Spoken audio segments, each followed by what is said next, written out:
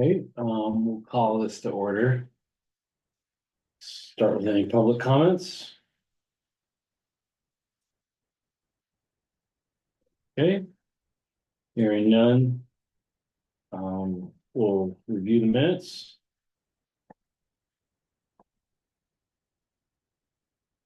You want to defer and wait for a vote? So we can get four, or do you want to have a vote later? Reed, did you have edits that you wanted to make right now? I did have two minor things. If we wanna just note them now, and then if somebody else comes, we can just say these were only two comments so far, anything else before we vote. And of course, no, my computer's being a little bit slow trying to get them up. Let's see here. Okay. October 16th minutes, okay, now I'm getting somewhere. All right. Yeah, I mean, seeing as we can't really have too much of a discussion about the ERF memo. Not yet, yeah. Yeah, might as well get through that.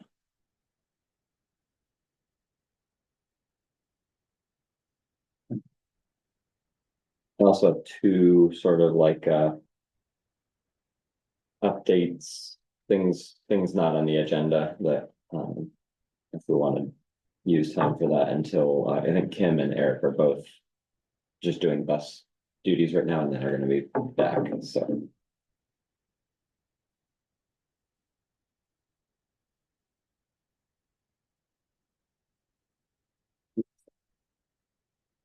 Scrolling through.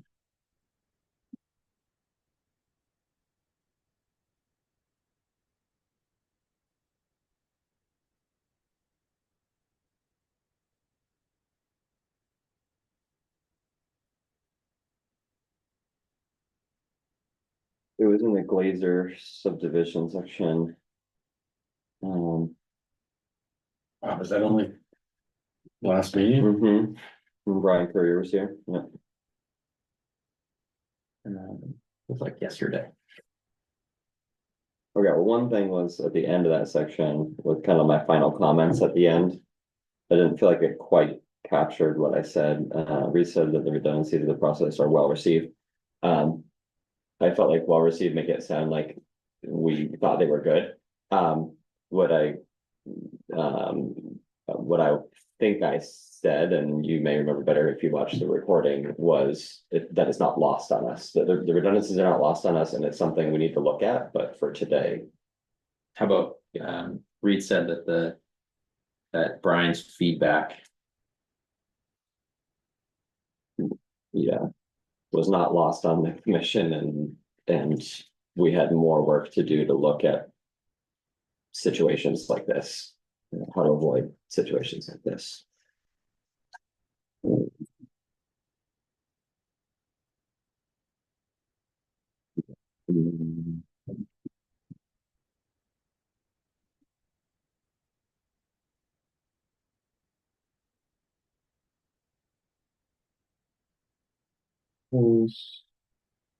The prisoners. Which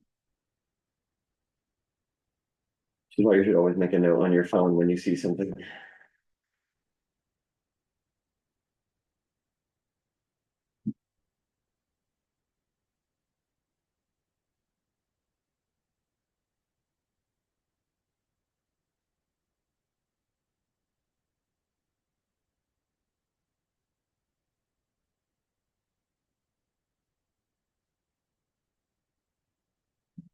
The important one. I can't find the other one right now. It was whatever it was not major.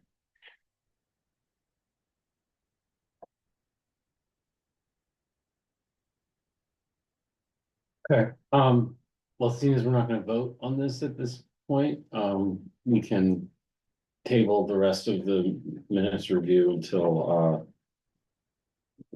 more members of the commission are there. Is Gary still out of, the country?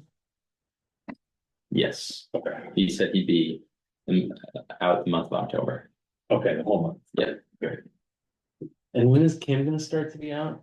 Kim's not out until next Spring semester. Oh, okay. And do we still have an opening Yes. Yes. Yes. Okay. Do we know if anybody has applied? Nobody has applied that I know of. Okay. Um.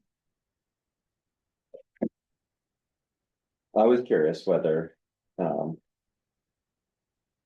everybody felt like there were particular skill sets that we lacked as a commission that would be advantageous to get somebody with.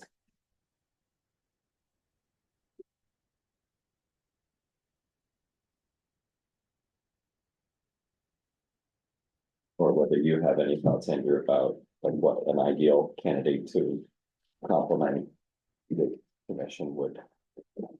What experience, expertise they might have.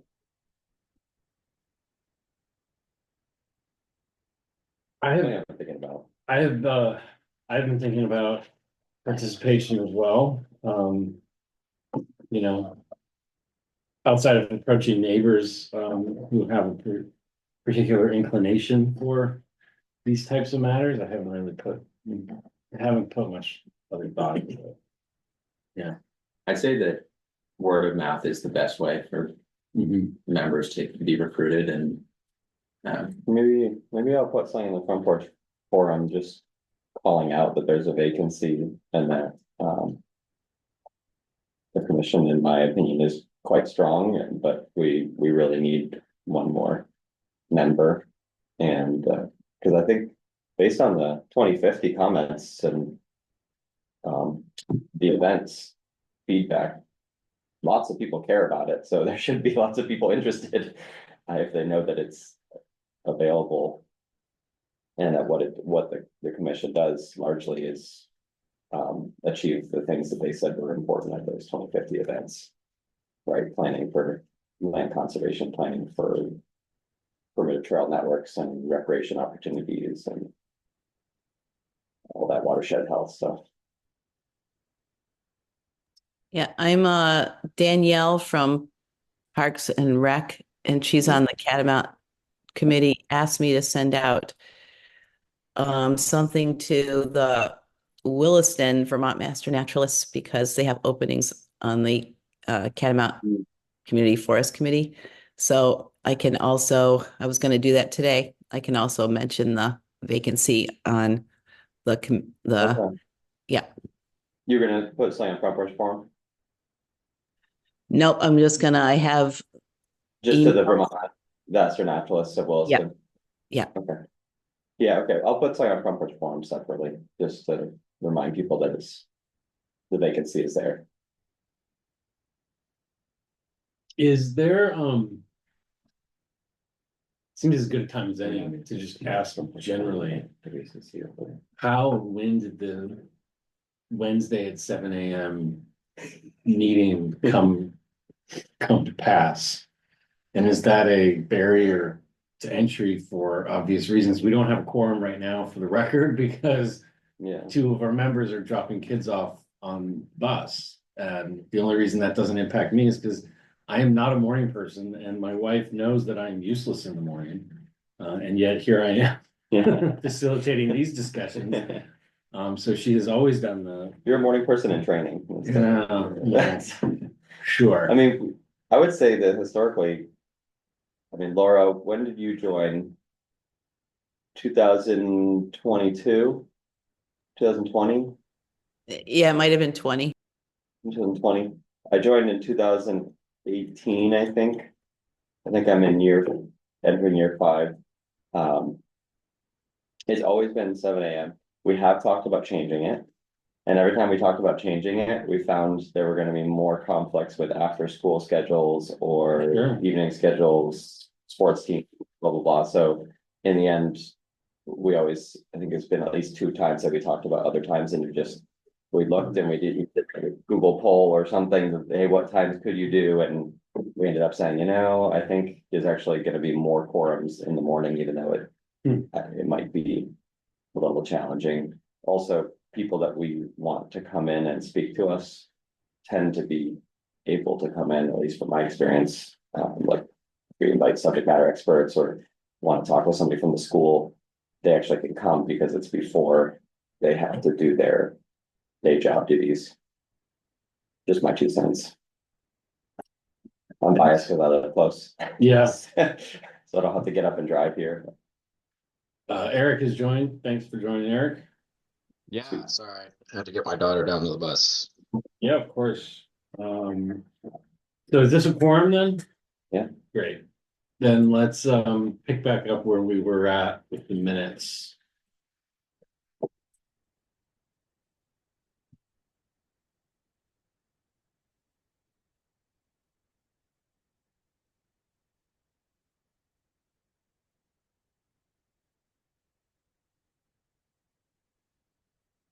And Eric, we've already kind of gone through this a little bit. If you have any edits that you want to make, just speak up.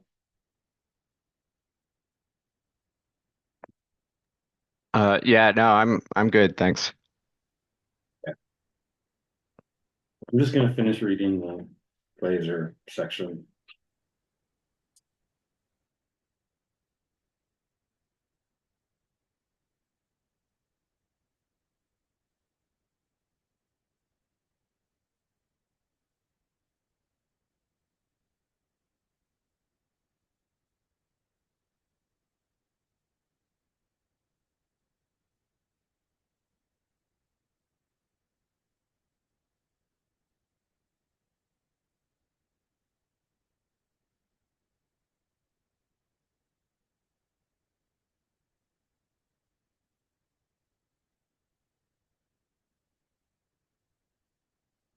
Okay, do I have any motions to approve the minutes?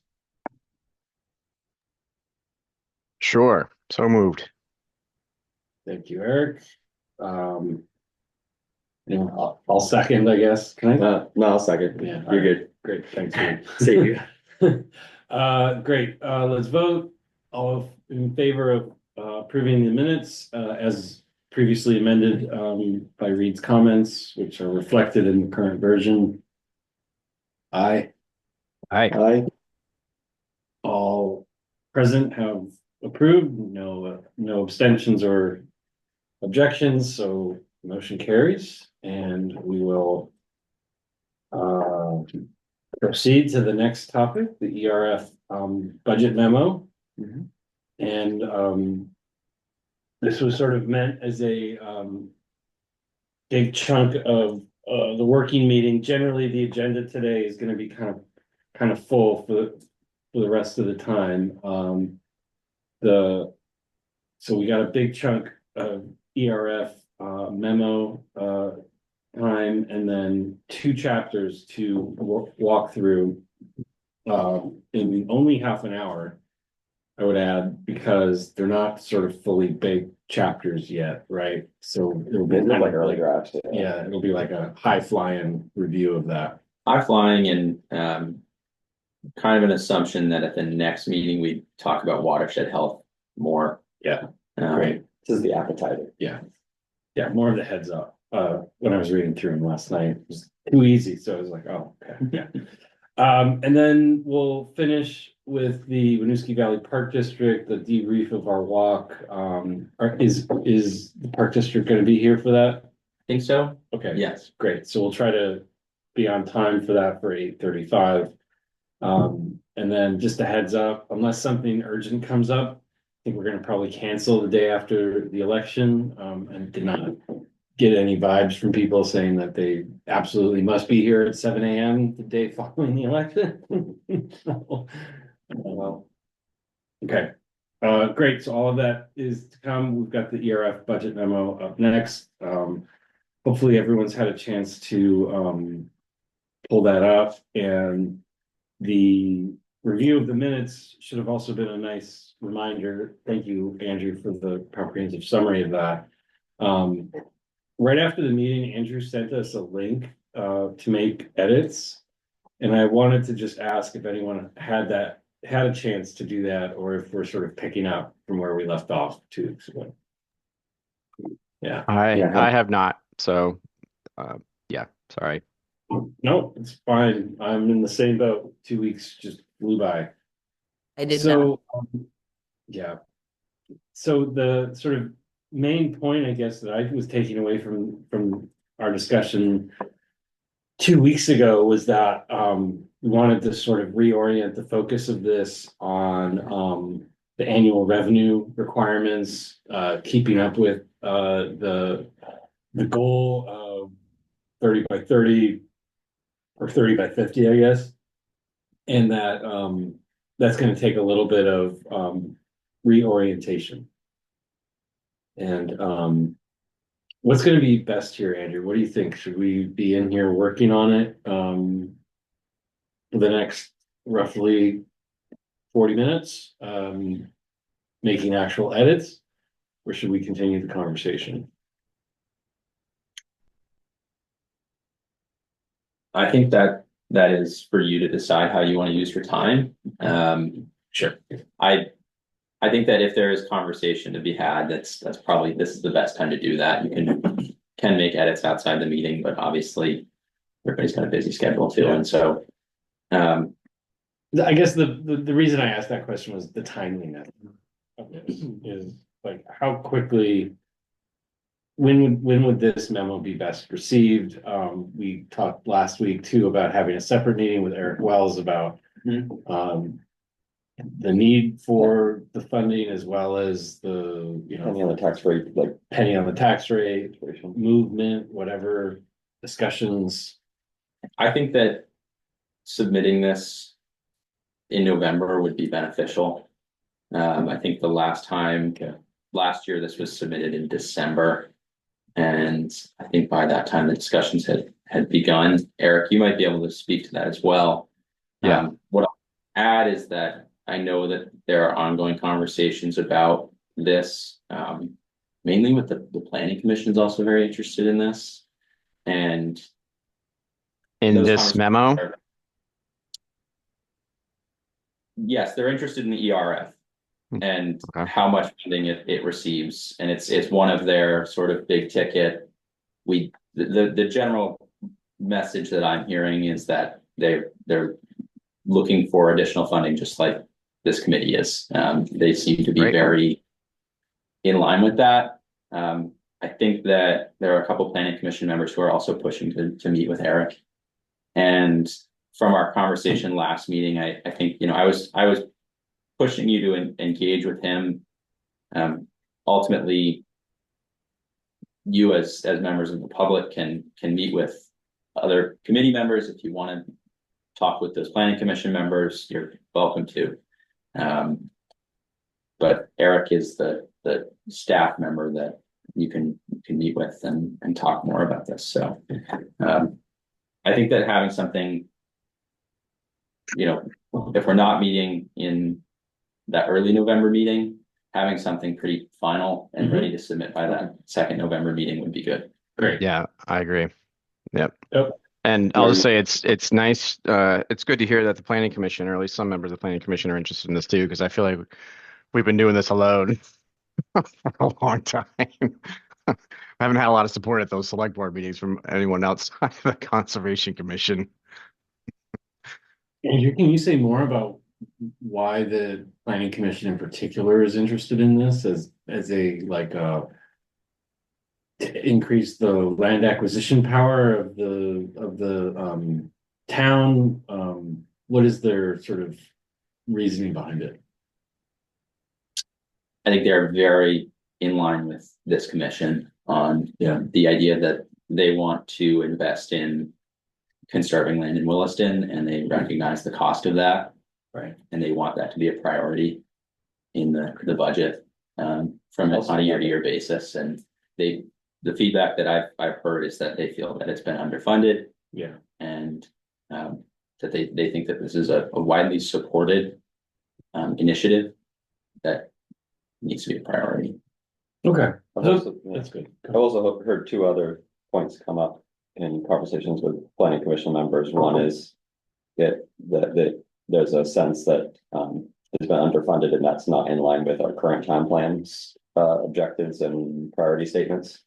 And that they've read all the comments, that all the planning commission members have read all the comments that came in from the 2050 exercise, and there were a lot of comments about we need habitat, we need outdoor recreation spaces, we're not getting enough of that. So Yeah, that's consistent with what I've heard. The only other thing I'd add, Dave, I sent you this, is I got an update on the balance of the ERF. Yep. With that additional 40,000, and then there was some. Yeah, why don't you bring that up? Yeah. I think that would be helpful to show everyone on the screen. Interesting line items in that cash flow statement. I was also super interested in sort of reviewing the yeah, here it is. The frequency of these. This is our current balance. Can you zoom a little Yeah, bit? it's small. Yeah.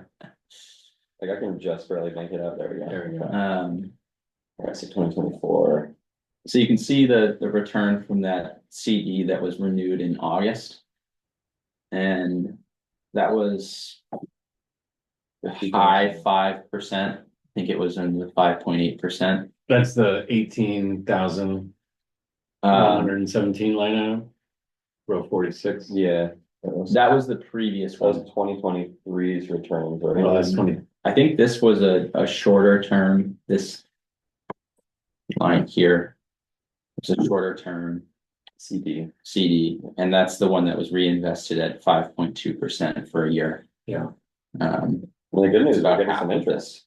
Yes, So, I mean, we got, what's that, $4,000. 4,000 plus the previous one, so I mean, we're getting like half as much as we're getting funded in the budget, just from interest. Almost.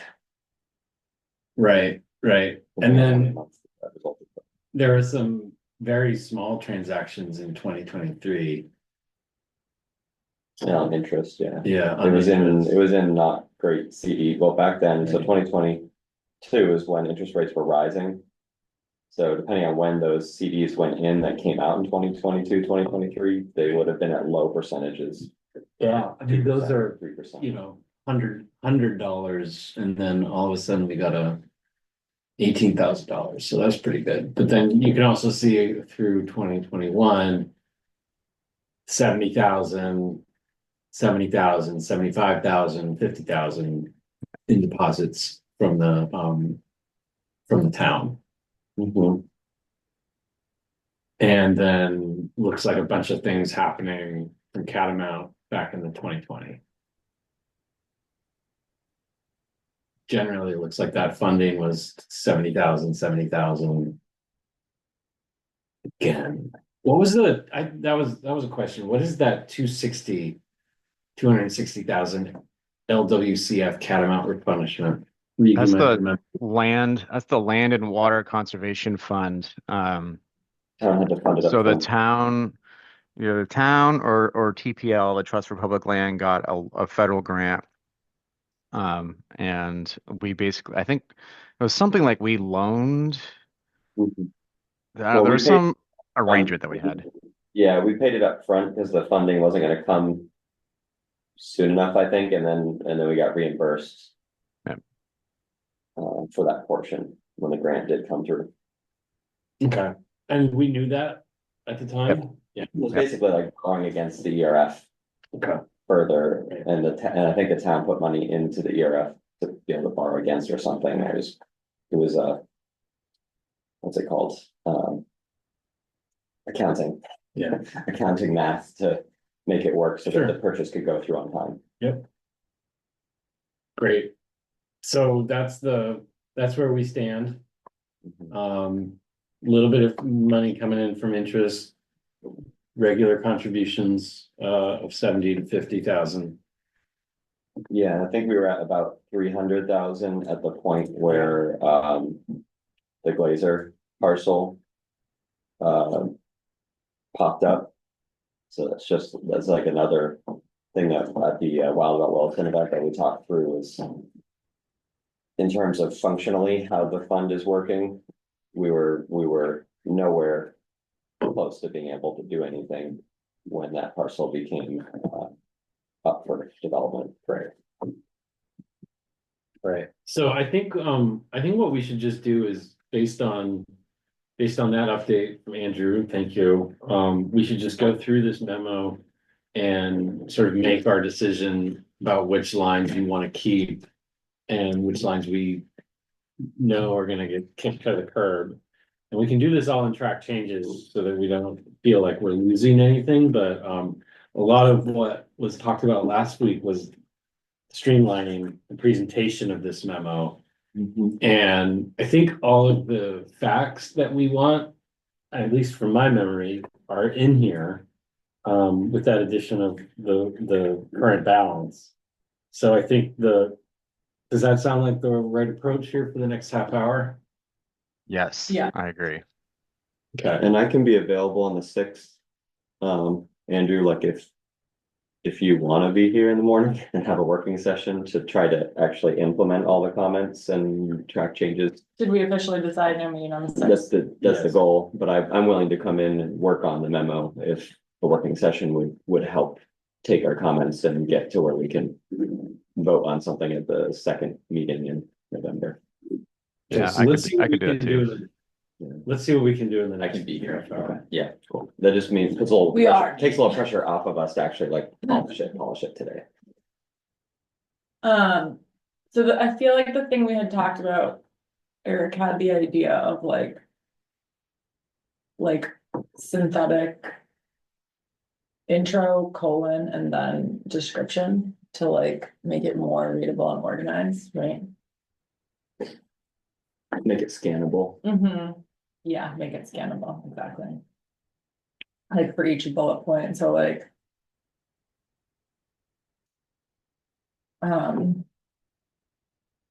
Is the first, starting with the first underlined line, is that the first bullet? Does that help with that?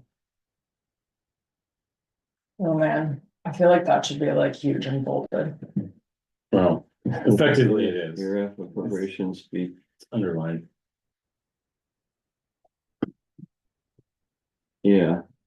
I sort of want to say returned to 150 because we were receiving that kind of funding back in the day Mm-hmm. and we're just not receiving it anymore. And I feel like when they see increase, they're like, oh, Well, we're I know, I was thinking the same thing, Reed. How about we just straight up ask, so Conservation Commission requests an appropriation of $150,000, period. yeah, okay, that's fine too. It's even more clear.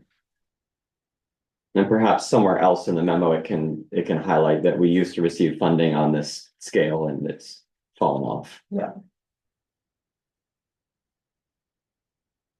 Okay, And then like that first bullet point is like the value of conservation, like, all in bold, colon. Or something like that. yeah, like a headline for each bullet. Yeah, exactly. Like this? Yeah, and then like a colon or a dash, so that's like the title for that thought. And then.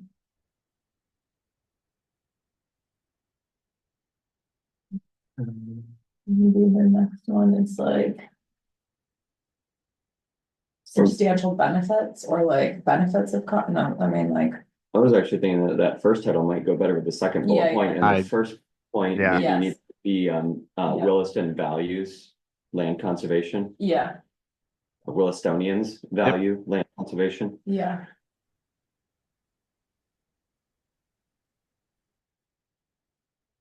And if I could get into the document, I would help it. David. Well, Okay. also, I feel like many cooks in the track changes kitchen is Yeah. confusing. It just pops up the thing, but then no email came.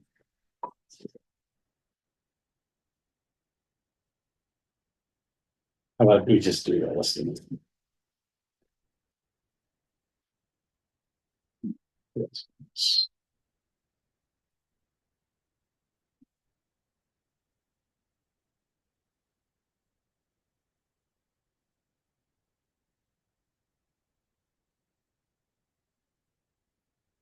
Okay, And then I think that one's like, the ERF is critical or necessary, right?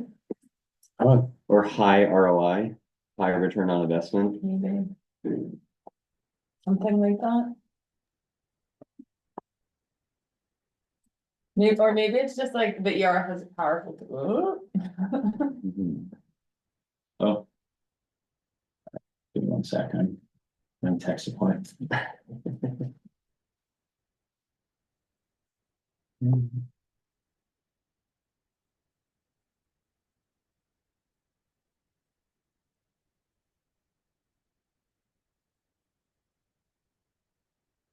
Okay, I can still read it. It's all right. Okay, so this one was a big question for us is where does this belong? I kind of think this one doesn't belong in the bullets. I'm with you. I agree. I think it's important to have in the memo, but not right up front. Yeah, I'm okay with that. So I'm just gonna move it for now. And drop it elsewhere. You won't see that.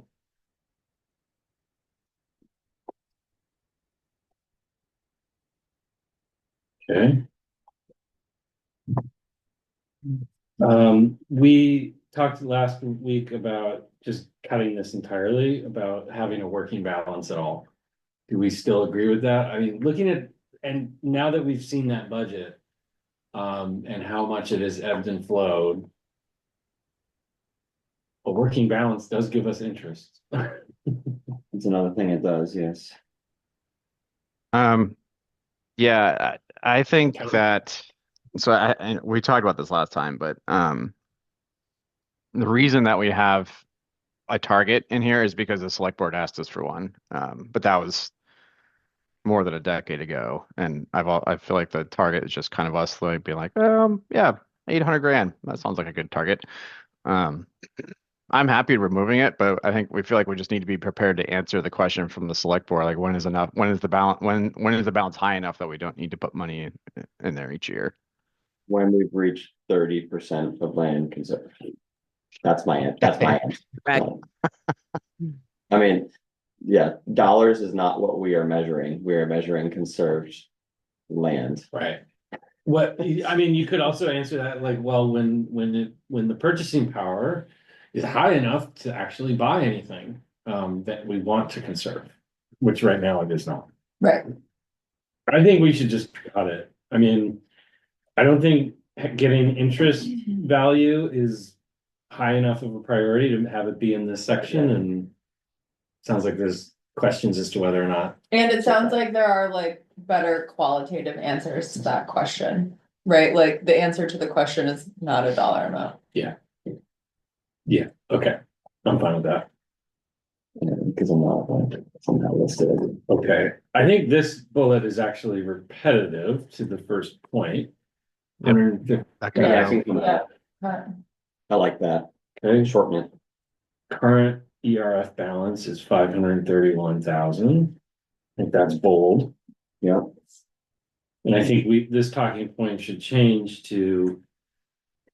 I think to Reed's point a minute ago, 30. Yeah, it's not, the value should be grown until we can buy land of conservation value. Should we change the number to like not enough, insufficient? Right, like the point is we can't do anything with it. Reed, do we know the answer to your 30% of the conserved land? What number we're Yeah. at now? No. 16. Well, it depends how you Sorry. calculate. Like how, so if Sure. we were to conserve the another 15% of the town, what would that cost?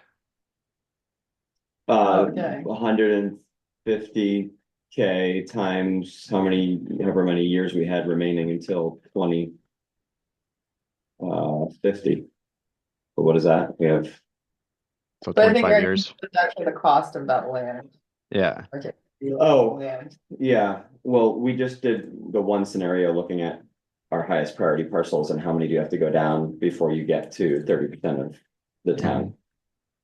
That additional 14% or whatever, how many parcels would you Yep. have to do? And then that value is how we divided across the years and got 150K. So 150 times. Okay. Times 26 20. or 5. Yeah, it was I like guess. 150 times 27 because we're now behind like 2 years on the funding schedule. So 27 times 150. But I think some of our parcels in that don't actually count the way that the state is counting the 30 by 30.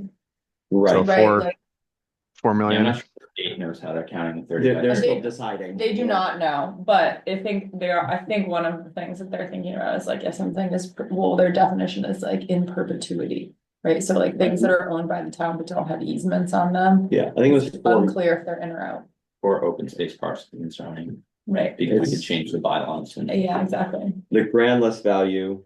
At the time that we ran those calculations to decide on 150K, I think was around 4 million That's to what I just, buy the remaining 14%. so that may be where, would that be worth including in here, in this line? 4 million over the next In 25 today, years. in 2024 property values, we estimate another $4 million is needed to meet a goal, reach a goal of Actually, it was 4 30%. million funding, which was expected to be matched 1-for-1 with grants Good and point. other funding sources. So it was 8 million in land value, 4 million in funding required to achieve it. Costs a lot. So At $40,000 a year. Mhm. Take a long time. okay, so summarize that into a bullet point that the Um, select board cares uh, about without referencing 30 by 30. Where was it? Well, the Conservation Commission's analysis of land values and how we could reach our goal of 30% of the town conserved shows we'll need approximately 4 million in funding to match with 4 million in grants and What about like some more streamlined, 4 million of funding would be required to conserve the remaining 14% to get to 30. 14% of Vermont's land to align with state and federal goals. What about the acreage? Last week, we had an actual acreage value that was a little bit more. You know, like, so the alternative here was the ERF. Nope, I thought I had it. It's in here. Is it in a comment? I'm not putting it back. So it says, oh, maybe we were back channeling that. It was 2,200 acres. Has conserved 12% of the land of Williston. Another 2% has been conserved privately.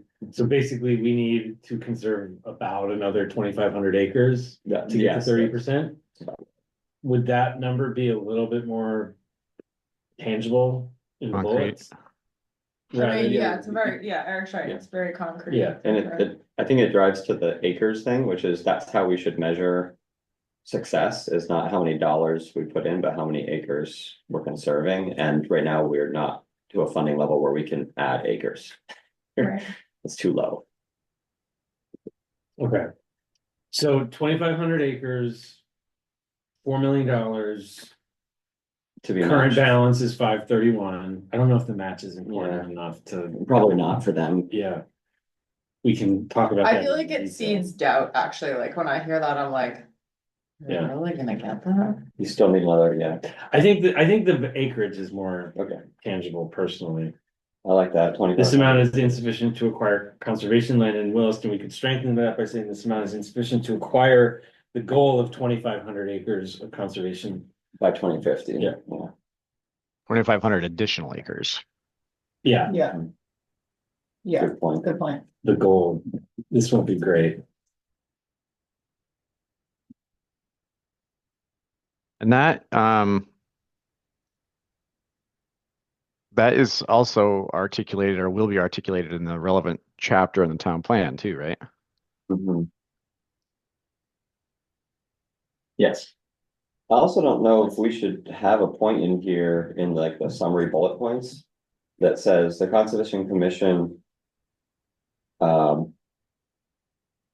recognizes that Williston's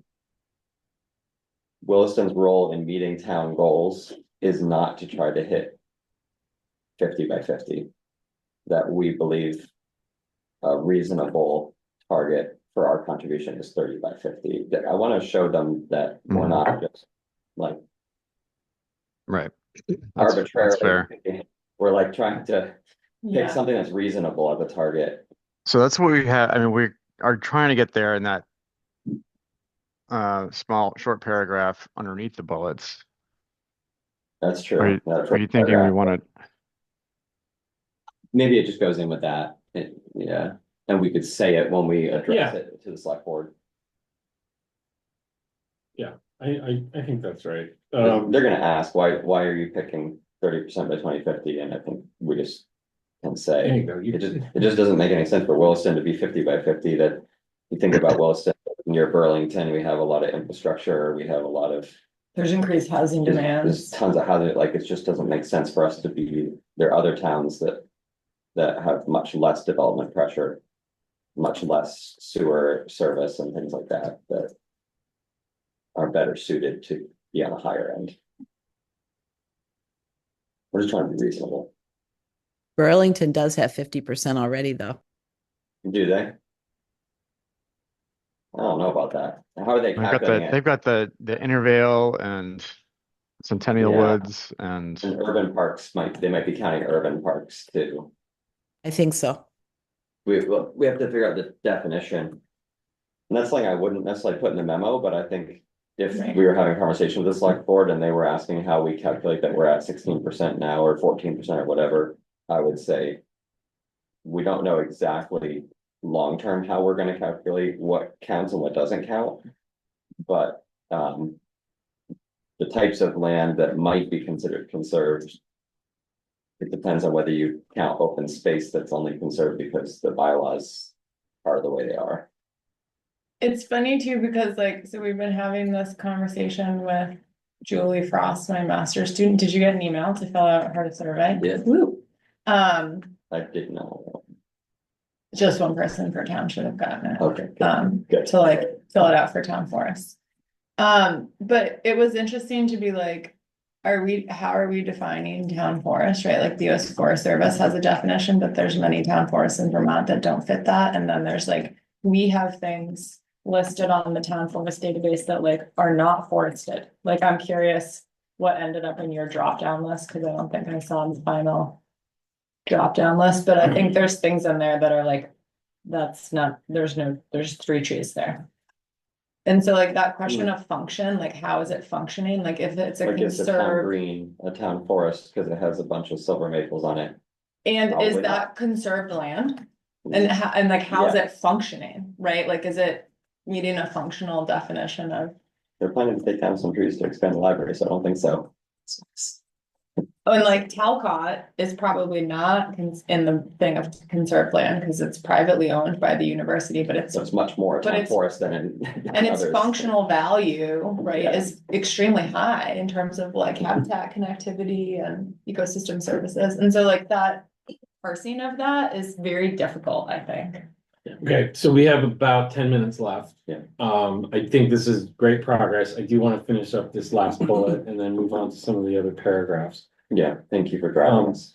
Yep, the main point that we had last week was a conversation about how do we want to frame our recommendation around this penny on the tax rate. We ran some numbers and my memory is failing me on what exactly they achieved, what we got to, but it ended up being that like, 150,000 is pretty darn close to what? Points, 0.7 of a penny. Yeah. Yeah. Yeah. So I think where we were kind of heading, and There it is. 0.7 of a right. penny is 150 roughly. A penny added to the tax rate would generate 215 per year. Yeah. So maybe the beginning of that bullet is we request a penny on the tax rate. Or please consider something like that. Or a part of Yeah, 150,000 is not 215. yeah, so 0.7 of a penny. Right, so it could be. I think, where my mind was that if the town was thinking about a penny on the tax rate, the ERF should be 3/4 of that. 3/4 of a penny on tax rate, yeah, I like that, saying if the town moves forward with a penny on the tax rate funding model for community services or whatever we want to call it, I think you got it. yeah, A permanent funding mechanism should be established. such as a penny on the tax rate. I think Laura has her hand. Go ahead, Laura. So, I've been thinking about this penny on the tax rate, and I was thinking how the penny on the tax rate got a lot of pushback when we first did it for the stores in Williston. And when sometimes when you fill out your taxes, you can mark the box that, you'll donate to Vermont Fish and Game or whatever. What if we just ask people, would you be willing to pay a penny on your tax rate to conserve lands in Williston? And if they mark yes, then we take a penny of what, Wow. I don't know. If that's doable, I think that's brilliant. If that could be done, yes. 70% of people, right, said they would. 70% of people, the 2050 survey said they would be willing to pay more in taxes if it meant conserving more land and having more trail. Right. And then there's no big argument from people who absolutely do not want to pay another penny. We could even put a half penny in there to make it more reasonable for people who say, okay, how much is that really? And see if it actually works out, that people mark that box on the ballot. Right, what must that shake out for like the average Williston resident? It's at the bottom of the document, it's Is it like $50? So. Oh, it's not so for every $100 in grand list value, you're paying 1 cent. So if you have a $300,000 home, you divide that by $100. That means, oops, you're paying 3,000 pennies, right? It's only $30. Yeah, $30. You're paying $30 if you have a $300,000 home. I was thinking $40 if you have Yeah. $400,000 home. Yeah. It's like, But it's like the assessed value is so much lower than, so like if the average Williston have probably assessed around 300, right? I 350, I wanna I say. can't say off the top of my head. I think I it, can't remember. yeah, it was the assessments were redone like 2 years or 3 years ago, and they did come up a bit. Mine came up like so very slightly though. I like your idea, Laura, because it's very individualized, Mhm. so that it doesn't apply to everybody the same. I do wonder, 70% of people Yes. report that they will pay it. How many will actually check the box? Well, So- that's fascinating. That'd be That would be- fascinating Yeah, to it would. track. Like, what is actually that, like from my researcher brain is like, Yeah. can we do this? Yeah. Please. I'd be open to it. I wouldn't want to rely on it the first year 100% because. I want to if compare. If Yeah. the budget doesn't put anything in and they expect people to check the box and then nobody checks the box, we're further behind. Yeah. Sorry, Laura, I'm sorry. Okay. Okay, the other thing is, another thing that's possible is so many people are asking for a penny on the tax rate, right? Aren't there 4 groups, Andrew?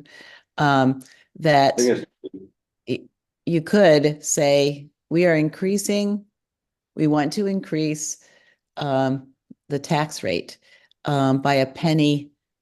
But we're going to let the voters decide where they want to put it. And you can choose from these 4 groups, but it's going to happen. You're going to get another penny on the tax rate. It's just that these groups need funding. We're going to let you decide where it goes. What are the other 3 groups? I think that's an interesting proposal, Laura. I feel like that's something that would need to be shared by a general member of the public. Like you could go to the select board and share that sentiment, but perhaps not coming from the Conservation Commission. Does that make sense? agree. So the other groups that are interested in penny on the tax rate are, well, it'd be for housing, penny for paths, and like bike lanes and ERF. Now, there's also an idea about possibly funding capital projects out of a penny on the rate or a few pennies. And maybe there's some combination of that. And that sort of gets back to the conversation last time about how Eric is kind of the one who he and the select board are deciding how to go about doing this. And so I think that the request here to create a permanent funding mechanism saying it should be established is appropriate for this memo. I think that the town plan is a really good place. I think this conversation will be more in depth for the town plan, and the general sense is that I was talking to Matt a lot about this, and because there's been, like I said, planning commission interested in this, is that the town plan shouldn't set a goal that the town's not interested in funding. And Yeah. so if the town plan is going to say 30 by 30, then 30 by 50. 30 by 50, thank you. 30 by 50, then the money set aside for that needs to back that up. And so I expect a conversation about the town plan, likely in this winter, with the select board about, okay, is this, take their temperature on this, and it yeah.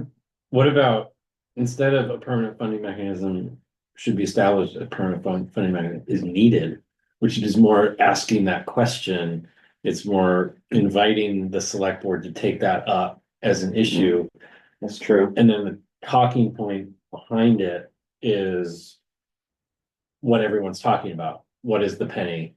And then the reference point that this committee has settled on is that 3/4 of that penny would satisfy the funding request. I mean, we don't need to keep the language that I've been. I like the drafting here, permanent funding mechanism is needed. I like putting it on the select board to say, how would you propose Yeah, meeting? We're just putting out one idea because penny on tax rate's been getting tossed around. But there could be other funding mechanisms such as Laura's concept of could you offer an optional an opt-in for residents to contribute to the ERF above and beyond the budget. I'm wondering like how much of a penny the other groups need or Right. want, and like it would be so cool if it was like a collaborative, like here's how we'd carve this up, and we all agree to those right. percentages, and that they're like that they If work. it was like 2/3, 2/3, 2/3. Yeah. And ended up being 2 pennies between the three, that Yeah. would be. Oh, man, I know, as a point of, give me a minute, and I can come up with a point of reference, because Eric Wells told me exactly how much, Like, do you know what I mean? Like if it was like a collective ask. And that might be what would come out of if David and Andrew meet with Eric. Yeah, That might be the kind of thing that can sort of be drafted for the select board to talk about, say, based on these conversations, here's what we think the funding levels would be needed, and here's how that would come together as a single, if we wanted to package it as like a funding initiative. is it super high? yeah. The Mountain View Road project alone is estimated at $3.5 million. With a formula funding split of 80-20, split between federal and state governments. And, well, that's basically why it hasn't been built yet, Mhm. is what he's telling me in this email. The town's portion was 20%, he was saying. Well- Estimated. For this particular project, it's supposed to be paid for out of the V-Trans budget, Right. so the state has to put down 20% of that. But that's exactly kind of the point, is that barring that V-Trans priority, the town would need to cough it up. Yeah, we're not gonna be able to move forward until they say, yeah, we're ready to prioritize this project. What is 20% of 3.5? Does anyone have that in their head? Nope, I can. six something, 600, yeah. yeah. Somebody who's better than us. More than is probably reasonable for. Yeah, 640,000. Yeah. 600,000 Yeah, it's a big, I mean, if you're trying to collect that all in 1 year, it's big. If you're gonna spread that across 4 years, it's the same as what we're asking for. So it'd be 0.7 Yeah, pennies on over. well, that's how these projects do get funded, is that like, unless you go out for bond on them, you have to sort of work it into the annual budget. They don't amortize costs for. Or you get a bond and then you use the pay on the tax portion to pay off the To pay the bond. bond. Yeah, so. So you can do the project We sooner. could, we could say, hey, give us 600,000 this year and we'll leave you alone for a couple of years. We'll just enjoy the interest from our CDs.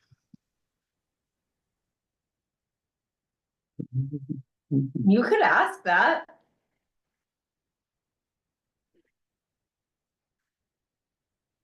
Okay, Just so where. For the record, I was joking. That in minutes. For the 2 people watching this recording. Andrew is one of them. Hi, Andrew. Area, time, yeah, right. Hello, Andrew of the future. Okay, so the current bullet is a penny on the tax rate would generate over 200 per year for important initiatives. If a penny on the tax rate were established, the Conservation Commission recommends 3/4 be devoted to land conservation. Do we want to leave it there? Given that we're at the agenda, and then, I would like to put what you asked him in that bullet, which is how much would that mean for Williston resident? It would mean Roughly $30 a year for a $300,000 home assessed value, or $40 a year for a 400. Just like, because I think a penny on the tax is, people don't know what that equates to for their home, or a select board member thinking about people's homes. And I think if you say that's $30 a year, if your home is worth 300,000, I think that makes it clear And- that we're talking about like a trip to the drugstore Right. dollar Yeah. value. $30 a year or $10 per tax payment. So we do it three Yeah, three times a year, right? Yeah, that's a good way to put it too. $10 per tax bill. I do think people are like, oh my God, my tax bill. I know. yeah, for sure. Yeah.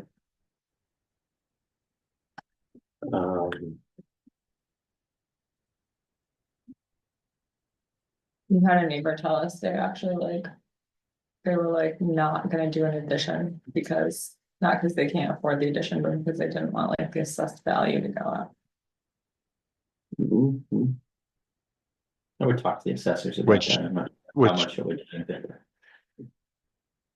think it would go, but like ours hardly went up at all when we Yeah. put that addition on. Yeah, I would talk to the assessors, they can tell you what it would be. I think it's much better than what we had before. It's very clear. Can we change Williston residents to Williston? sorry, what was that, Reed? Change rules Can and we residents change to what? residents to Willistonians? I don't know. Reed's trying to make Willistonians happen. It's a thing. Not quite to that No. point, but to that sentence. Do we like, I don't know, if I were on the select board, I would, and maybe this is just the scientist person in me, but do we need to cite that reference? The majority of Williston residents, where are we getting that from? That's from the Oh, yeah, 2050 according- plan or whatever, right? Yeah, according to the 2050, what was it? 2050 survey? I'll get a citation Yeah. there. Yeah, we'll add it. But that's good. Yeah, we have to be able to back up where it's coming from.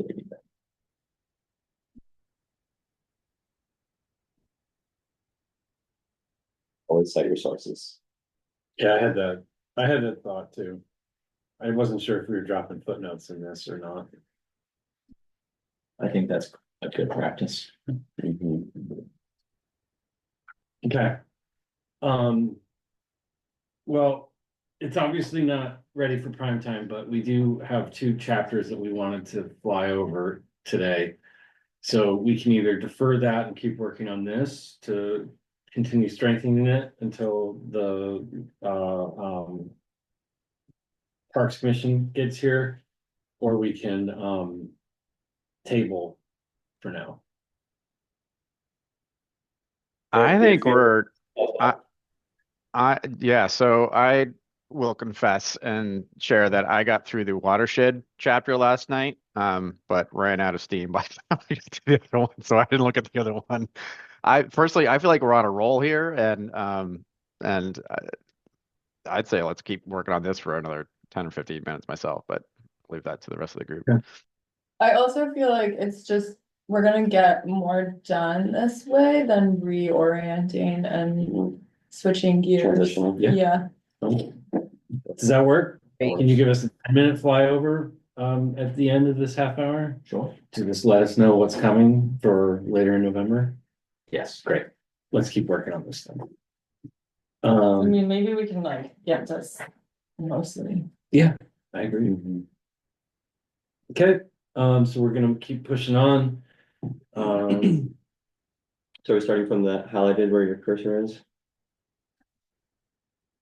So I've moved the bullet about the 2030. And 2050, and then I added a sentence at the end. The WC Yeah. has recommended a goal of Williston to achieve 30% of conserved land by 2050. If this goal is achieved, Williston will be providing a significant contribution to the state's goals while balancing the needs of Williston residents. Do we think that the first of those two sentences is really our topic sentence for the paragraph?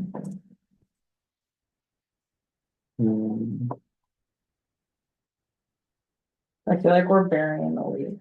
No, I think that first sentence belongs up in the bullet, right? The Williston residents support conservation.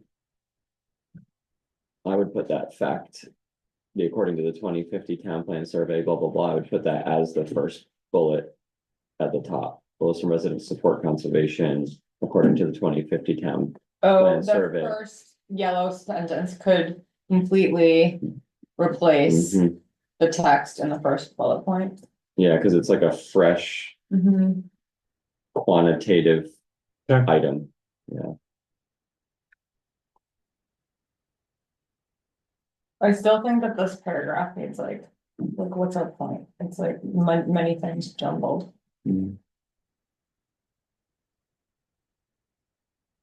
I think the what's remaining there in the yellow paragraph, the WCC estimates the contribution dot dot dot. I think that needs to go down lower. Right. I think we need to build the logical argument. The argument starts with that there's an international, national, and state commitment to 30 by 30 and 50 by 50, and That's what I mean. This I is think what we- this sentence is our topic. This sentence is here our first is the topic. topic sentence. And then there's like, or maybe like this, these two, and then there's like stuff maybe in here, and I think like that's the. Well, we can see what that looks like. I'm trying to do, you know, glossing, when you're like, what's the point of this? I'm trying to gloss in my head. Mhm. What would somebody who's reading this very fast think? Exactly. And like, would they be like, first sentence, last sentence? Like, that's how I sometimes Would you keep together the cost bit as part of that paragraph, or should it be its own paragraph? My style is to do things like a Q&A style. I like to pose questions and then answer them. So why 30 by 50 would be the title of the first paragraph. And then the second, I would have a separate paragraph that says, what would this cost? What would this cost, or what would the cost be? See what that looks like. Oh, and you don't have to mark that up because that's just, it's a style thing, but when people are reading fast, I like I to pose think it's questions. not a bad idea, yeah. Yeah, because that could be in bold, and then people who are scanning will be like, oh, this paragraph's gonna answer why 30 by 50. Oh, this paragraph's gonna I answer agree. how much. I think that's a good approach. Okay, all right. And then like the last bit is like the summary, like, what's the point? Or like, I don't know what the bold is for that, but. Yeah, how much will it cost? What should we do? I don't know. What's the next step? Can we see the paragraphs that follow down below? So I'm wondering whether.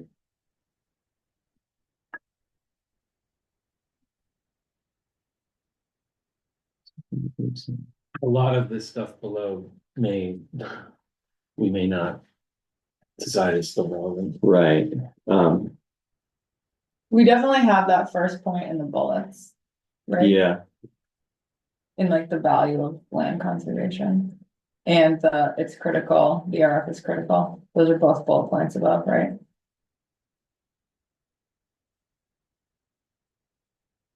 the paragraph might be able to be striked.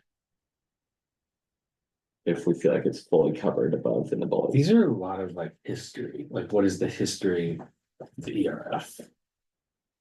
I do think this third paragraph here about like leveraging. Like that's the. ROI argument, right? Mhm. Yeah, what's the history of the ERF? And then maybe the Or- last paragraph can go under. Or that how does the too. ERF support our town goals? There's another way of posing that one.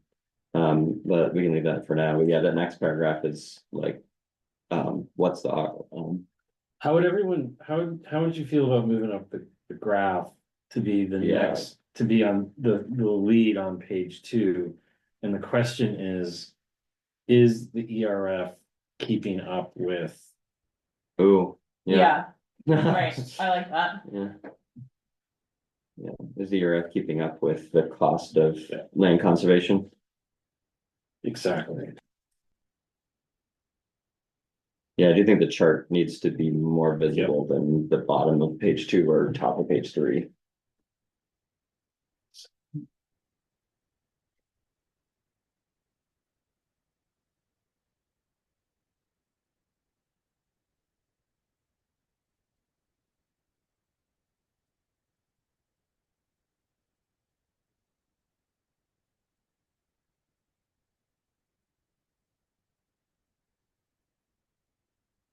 No.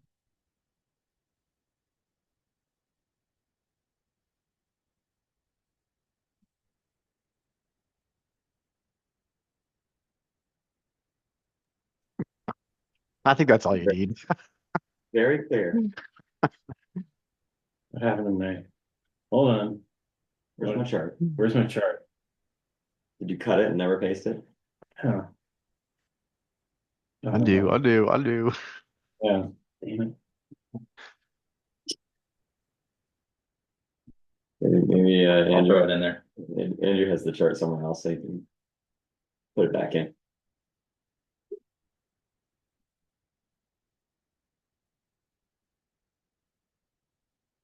I also wondered whether the chart should show our requested funding level for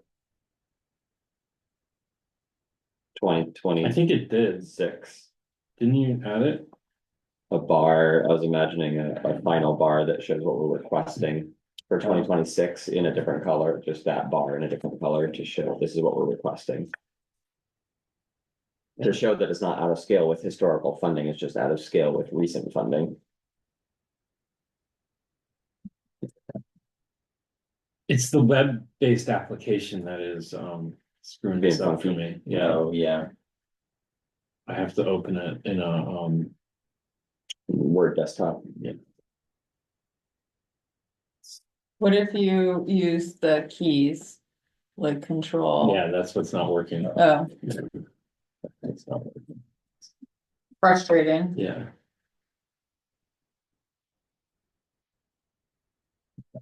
Doesn't like these pop-ups. Okay, move graph here. There you go, perfect. Can you also add a note there that says, add a 2026 bar showing the requested funding. Yeah. I think that gives a visual representation of how much we're asking for. So this is the ERF. Keeping the cost of land. Come.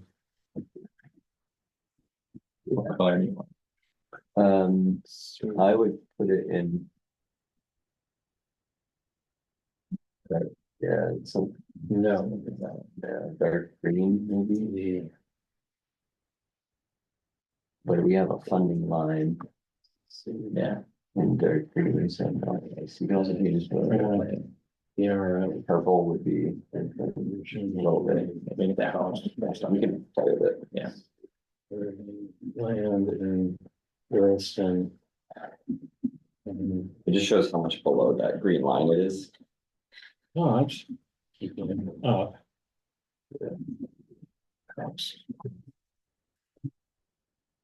Rising cost. Rising cost of, Yeah, yeah, Oh, we do have to reflect it in in 2023 dollars, yes, okay, good, so it'll be the same, we don't need to adjust it. How much inflation could there have been since last year, right?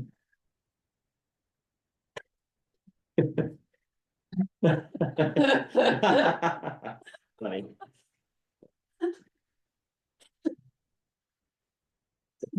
just on the news every day, all day.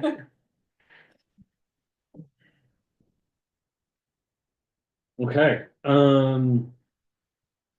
was there anything text-wise back to, okay, we've got the history and then we've got this geospatial estimate, that's when we sort of. That's when we talk about. The acreage, that's how we got to 2,500 acres, do we want to move that up or do we want to, do we want to keep that behind the history? Which one is it? It's the last three paragraphs.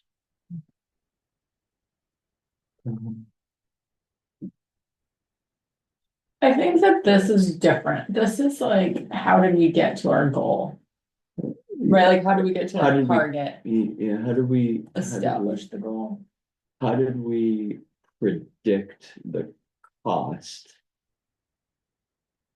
Of meeting the goal of 30% by 2050, How did we establish I'm trying to make it short, yeah, how did we? establish our target, how did we, maybe it's not short, maybe it's what you just said.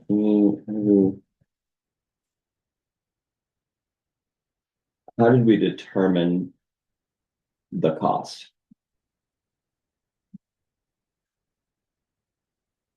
It's the shortest I can think of, so. Yeah.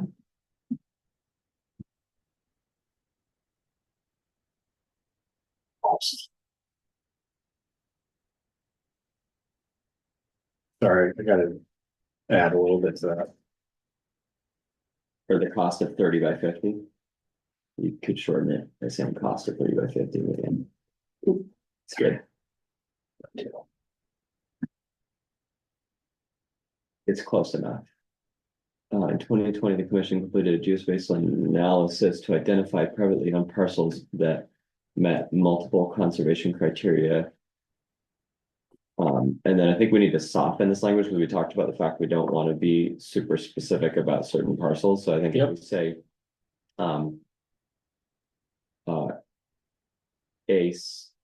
a scenario was run using the top 20, and I don't want to say most valuable parcels because that confuses value in dollar versus value in conservation. So I think the top 20 highest priority parcels to conserve. Or most top 20 Yeah, priority. I think that works.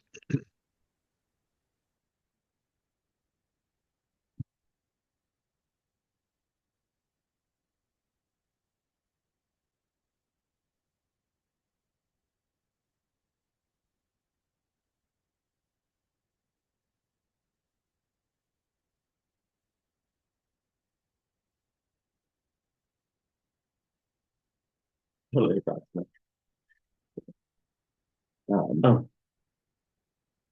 Total AI. Total AI. Oh. Total. Don't disparage AI, it'll come back for you someday.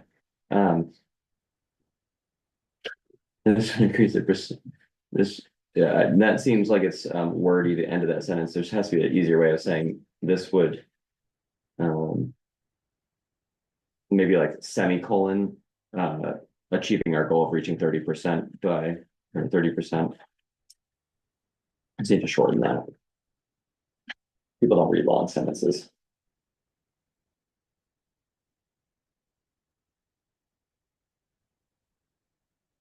I just like it as a You like it? singular sentence. See what I mean? Or this would bring the percentage of conserved land to 30%. I just didn't like increased, that Sure. I didn't like that word. Sorry, word. Okay. And then instead of we also, it seems like we were talking there in the third person about the conservation, the commission completed a geospatial, we should say. The commission then examined the funding required.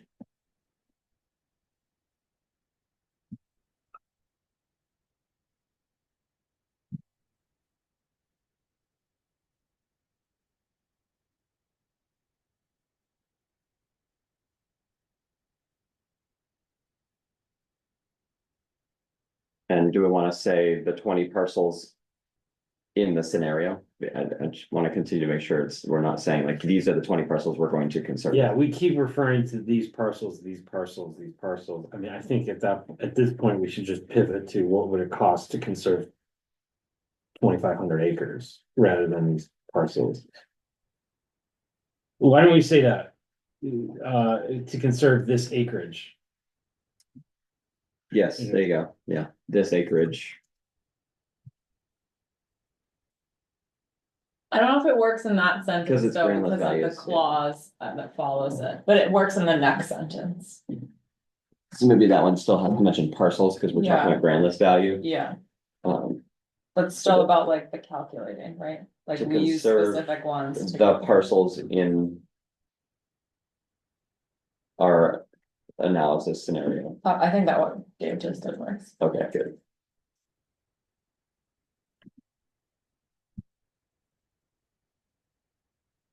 And then Yes. the next one could be, This acreage. yeah, Good. How are we doing, Laura? Good. You guys are doing a great job. You're quiet. Okay. I think this is good. This is good. Yeah. Why is this? This has already been. yeah, talked that's about. gotta either move or get cut. I And mean, we've then, already said it. yeah, I think we can take that paragraph out unless Yeah. somebody objects. Yeah. no. I think this is in there. Yeah. I think the part that's not in there is opportunities for conservation are unpredictable. Yes. Somehow we need to explain that the logistics of conserving land requires that the funding is there even when we don't have a parcel in mind yet. Yeah, that might be like a whole different paragraph of like, why do you need a fund? That's like, because if something comes on the market, the Yeah. amount of time it takes to like, Get funding allocated is too long. yeah, right, like, we wouldn't even, there might not even be a select board meeting by the time something like sold. Like legitimately. It also could be rolled under our one above it says, how does the ERF support town goals? That paragraph that explains kind of like the history of the ERF and its function. It could also be there. It enables the town to respond quickly when parcels become available. Yeah.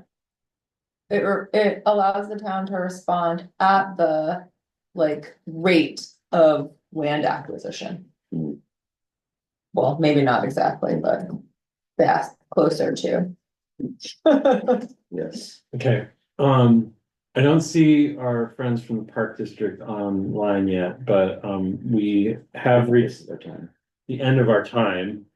I think that this is in really good shape. I'm still leaving all of the notes around the penny on the tax rate calculation. We can decide to leave that in or not. But I think generally this format is looking pretty good. Obviously, still need some wordsmithing. So is it agreeable that Eric and I will meet with Andrew on the sixth in lieu of a meeting to take this from what it is today to something that we can do? I think final review if of? you're doing wordsmithing and just like clarifying edits and stuff, then that makes a lot of sense. I don't know how much is still gonna be needed, I don't think but there's more content needed. I think there's plenty of content here. I agree. I feel like I wish that Slim it down could a little be bit. one page, but maybe we shoot for two. There's no way it can be one, well, not with the graph. right? But in the graph is combined, and also like even without the graph, we're at one page and then there's not all of the things we need. Yeah. But like, could we make it be Okay. a 2-page document? Is that possible? To cut half of? I don't know. Yeah, I think we could literally just look at slimming down as opposed to adding anything and see if we can get it down to 2 pages. How far into the third page is basically 2/3 of a third page, so, And like those notes. Probably can Yeah. just get right like that. or footnotes Yeah, could go on a put that third in for page. your reference. Yeah.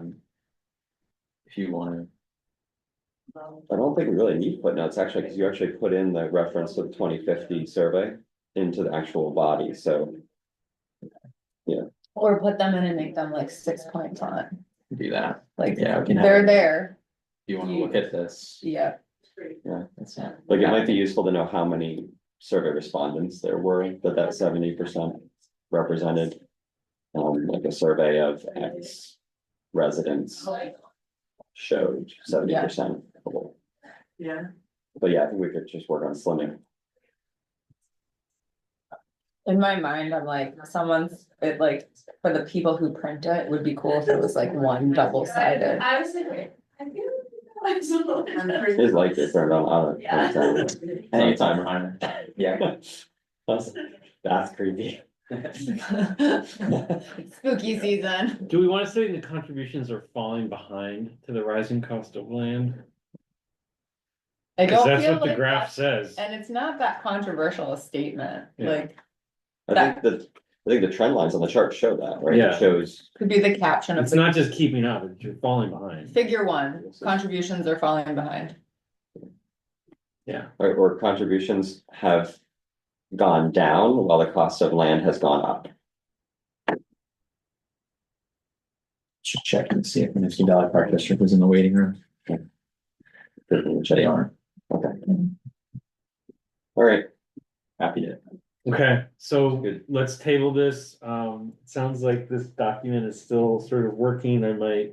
You know, if I have the opportunity, I'll try to keep fleshing it out a little bit, but anything that gets done at this point would be, yes, streamlining and wordsmithing, but not, you know, whole cloth, re-editing, and then we will reconvene in the third week of November to approve the memo. So that'll be the agenda item to approve the memo, and then identify one or more individuals of the committee to then bring it to Eric and have a conversation with him. I'm happy for you to do that if you're willing to. I just feel like the chair is a good. Yeah, no, I think it makes sense. I think I asked Eric to think about joining me for that, given his Yeah, history. I'd be happy to, and I was actually going to ask Andrew if he knows or has a feeling for how far in advance we need to schedule a conversation like this with Eric Wells. Don't know exactly, but I can ask him. I can also ask about the meeting that I've heard of, that some planning commissioners want to meet with him as well. It might make sense to have one meeting. Sure. Yeah. Mm. We want to set that up and just work with Eric and I over the next few weeks with our calendars and everything else. I'll reach out. Yeah. Okay. And if it does make sense to approve this memo, we have the flexibility, like we can call a prompt meeting, right? If we need to, in order to approve it before the memo, before the meeting. I don't know if we can, like, they need to be warned or something, right? Yeah, I would say, I actually think Oh, meeting before the we memo vote, would we be. have, it has to be warned before we vote. No, yeah, I mean, to have like to have it be an agenda item. I think it's 48 hours for this committee. But Yeah, I think that So we could actually, do that. you guys meeting with Eric in my opinion, before we finalize the memo and vote on it, would actually be good, because if there is a way of phrasing something in the memo that will That's true, align with that's what true. Eric wants to present to the Yeah. select board, it can really help. Okay, So I think meeting first with the draft memo in mind. And let's just say Yeah. we can be flexible. Yeah. If it's approved, then great. Yeah. If it's, yeah, we generally know the direction. We know the recommendation is 150. We know it's not keeping up. The context is depending Right. on the tax rate. And also, if we only have to warn 48 hours ahead of voting, could we not put it on the website? And then have an emergency meeting? Like, could we, is that not a thing? Like, do we need to vote on it? But we have to, right, before it goes to the select board. Before We it goes to the should, select board, yeah. yes, Yeah. but for you to show Eric a draft, and like ultimately you're submitting this to Eric and the select board. I think it says. so the meeting at the will top show to him the a select draft of board. it, and And then Um, vote and then send it. I think doing that before the November 20th meeting with Eric makes sense.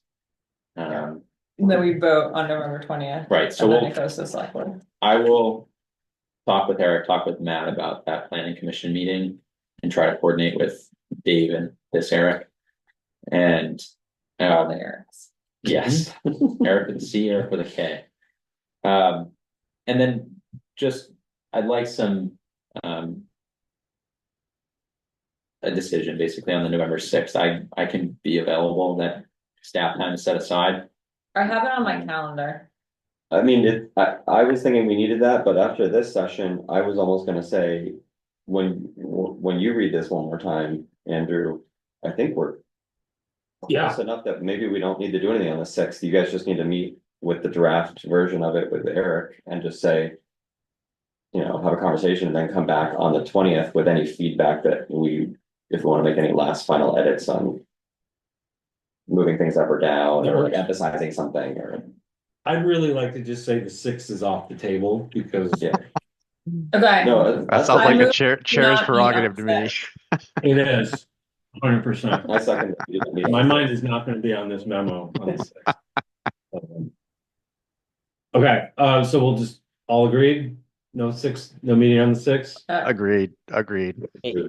You may now go forth and watch election returns until the wee hours. And I will, and I will. Pumping out Fall asleep different, on the couch. different kinds of memos on the 6th, Yeah. unrelated to this. Okay, great, yeah, I agree, that was helpful, made a lot of progress on that, I think, Andrew, you have been empowered to take fresh eyes to the memo and, get it into whatever further clarifying shape it needs to be. And you'll work with Eric and I to set up a meeting with Eric and potentially the planning committee. Sounds good. Great. Do we have our friends on yet? We do not. Hey, I've got, you know. I've got some free time in the morning of the 6th now, if he wants to meet then. Hey, so it's funny because David now does too. I mean, if I go anywhere, to go to Boston for a different meeting.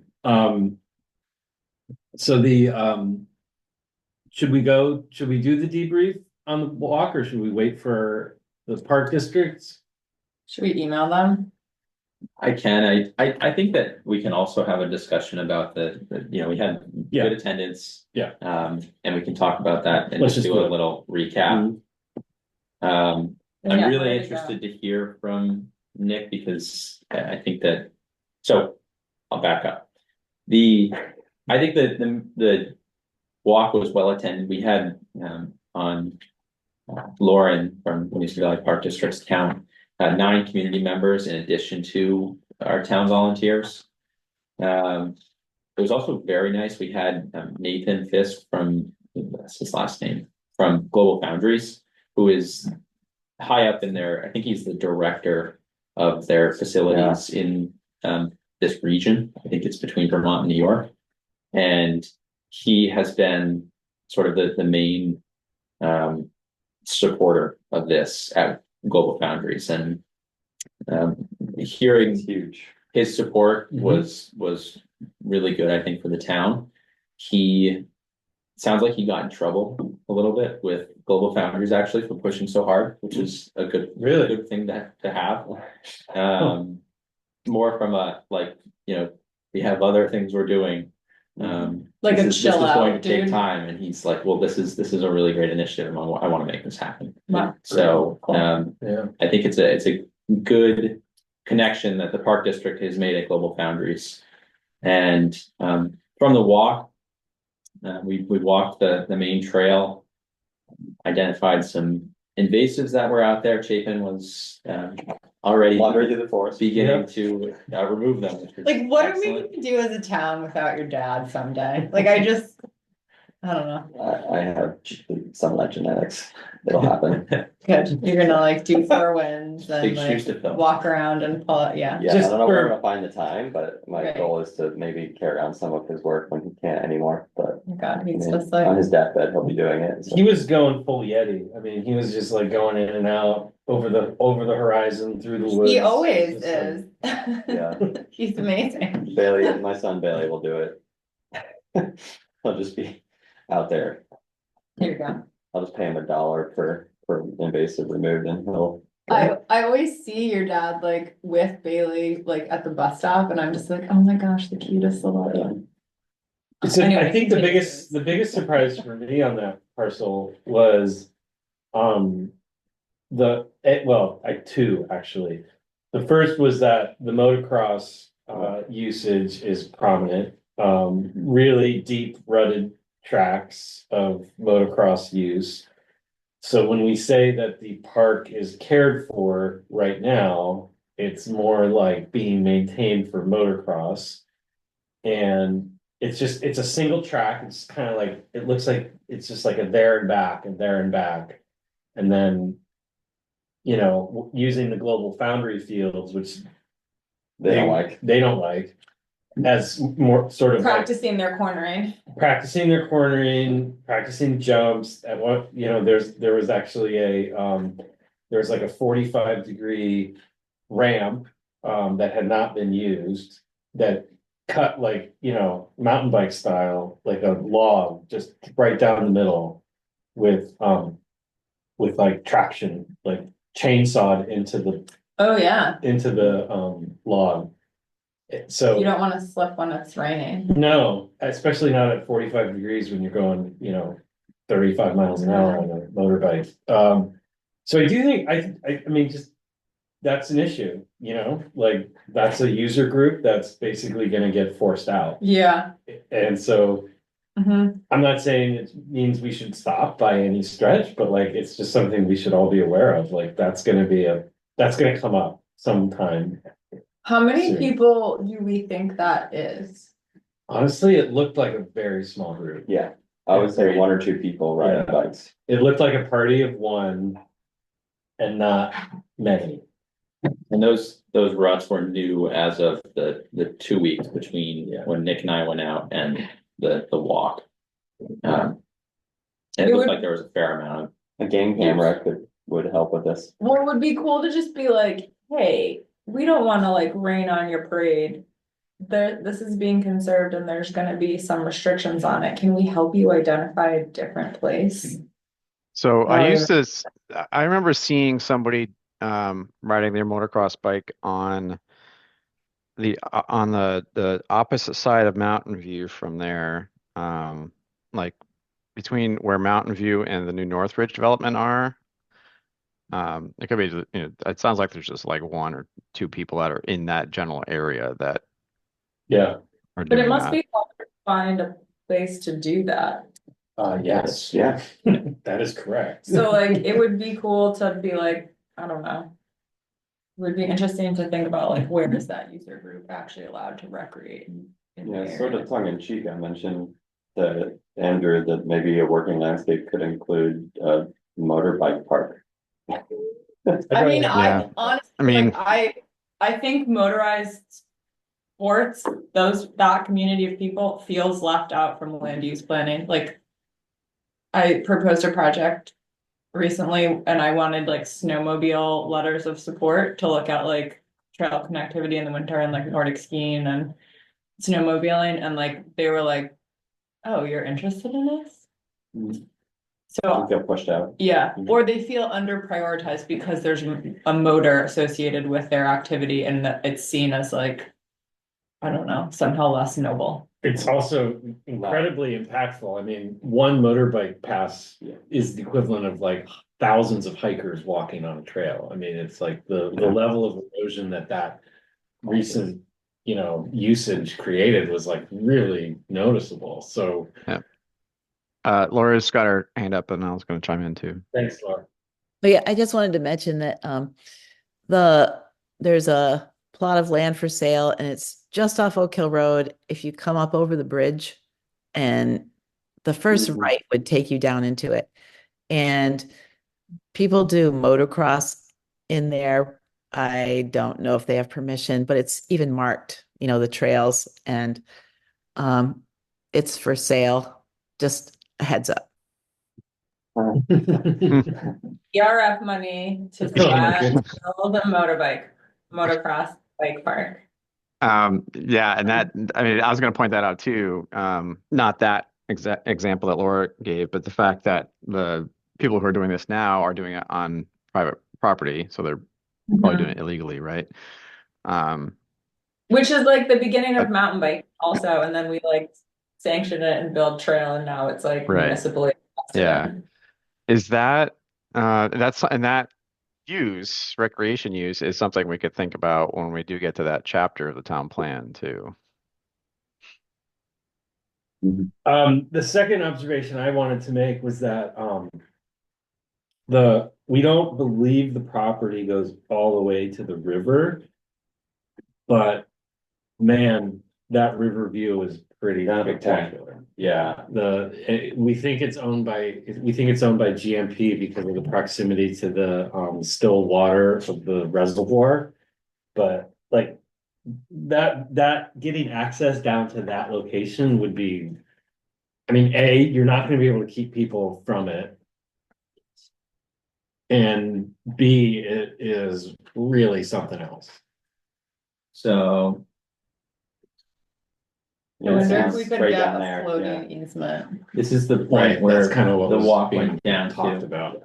And talking with Nick, this was something that he was very interested in as well. And Yeah, it sounds like GMP is really good to work with and is usually supportive of these kinds of projects.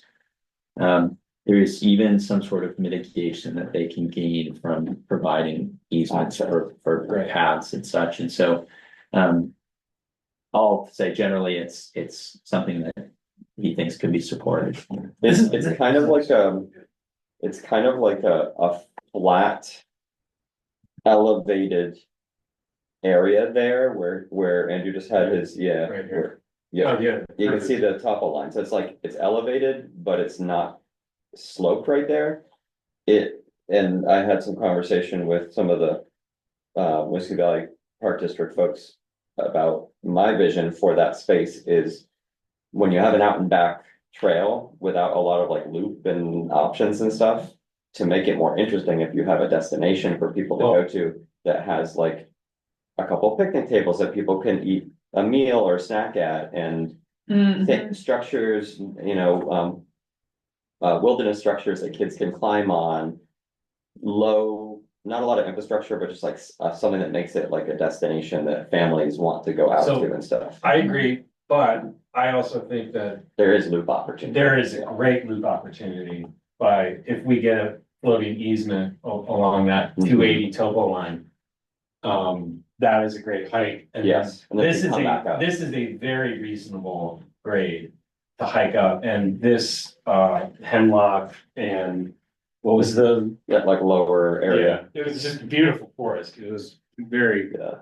I think there's kind of actually surprising. an existing, it's very primitive path Yeah, that does go down. down. I think it's around this location. Yeah. that looked like kind of Yeah, like turning it into a loop and Game having a changer. destination Yeah. site at the end that overlooks a marsh on the left, on the west, as well as the river on the right. I mean, that spot is pretty special. Yeah, and if you raised this on the hike too, is that if we got a multi-use path constructed on Mountain View Road, that suddenly opens up a lot of opportunities for people to bike, run, make that part of their sort of outdoor experience. So, that would be a huge, Everybody from industrial down to the dam along 2A. And would actually- all of a sudden have access. Yeah. the parks chapter had a very quick reference to this, that there's not a lot of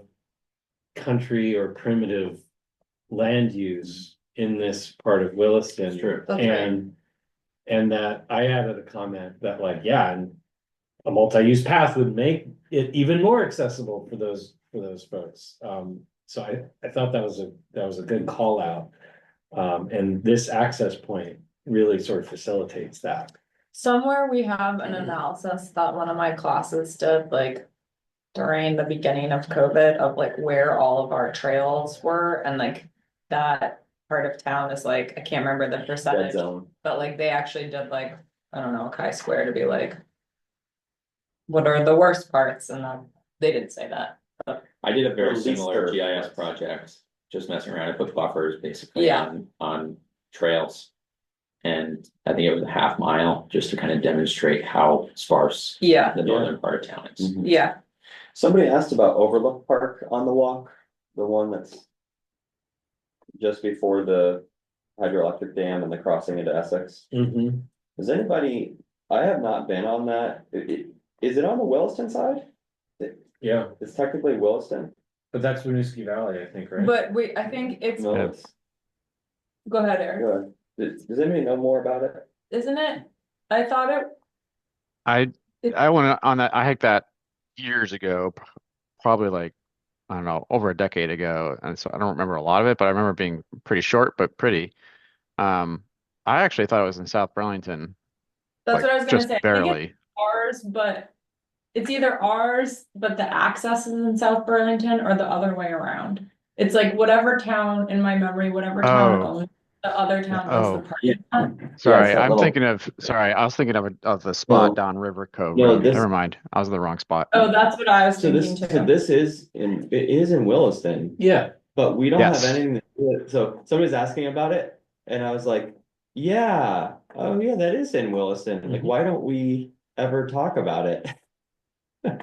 Who manages that? Is it like, Green Mountain Power Land. It's not oh, something that I'm. so it's not on town land, it's a, okay. I don't know who maintains it, like who does the signage and who makes sure. I mean, well, there's a sign. There's like, that's like when you're like, it's right across from the dam, right? Like, there's a sign. Does the sign say Town of Essex on it? I'm trying to like picture it in my head. I don't know. Let's see if we can. Is it Google called Street- Overlook Park? Yeah. I think it Street is, view. yeah. It is called Overlook Park. I'm trying to Google Street View it. You did? Okay. That's what I was just trying to do.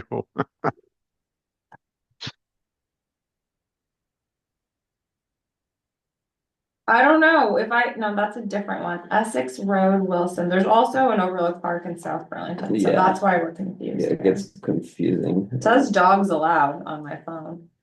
Yeah. I'm trying to see if there's a website, there's not a website. Why is there a picture of? Oh, here we go, here's a picture of the sign on Google. It says, shoot, it's too small.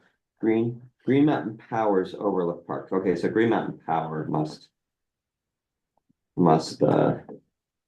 Interesting. do it all independently. That's Yeah. probably I bet that's part of their permitting requirements. Right. Yeah, they probably Oops. had to Well, do, that bodes well for getting a floating easement Maybe, in yeah. our stretch that we want access to. Oh, yeah, that's so interesting. Would Nick be the one responsible for coordinating that floating easement? Yes, Yeah, yeah, and it sounds like that's something that he was getting started on. okay, cool, Um, excellent. yeah, it's Green Mountain Power's sign. Is there anything more are we gonna have any more of those public walks, in the future? we could,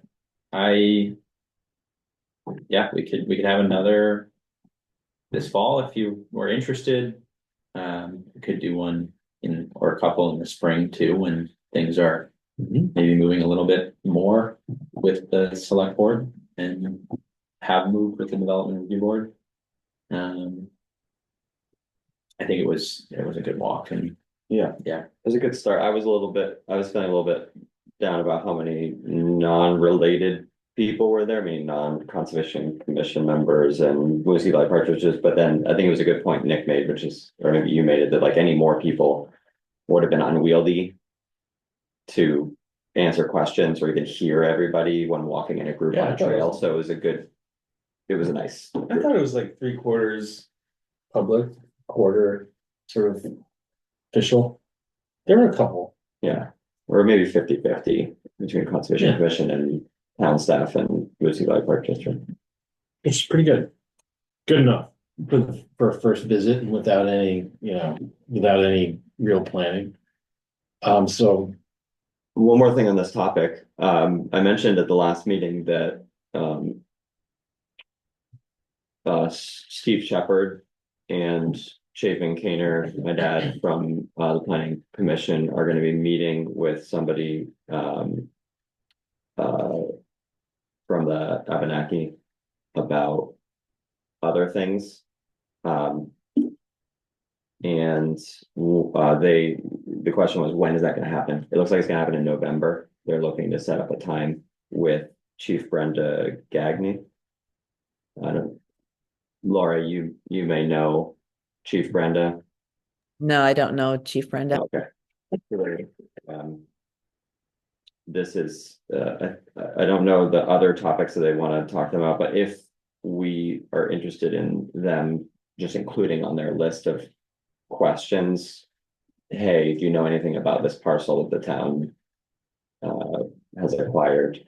It would be a very informal way to just try to get any additional feedback and find out if anything jumps out from that conversation that would impact our conversation about naming.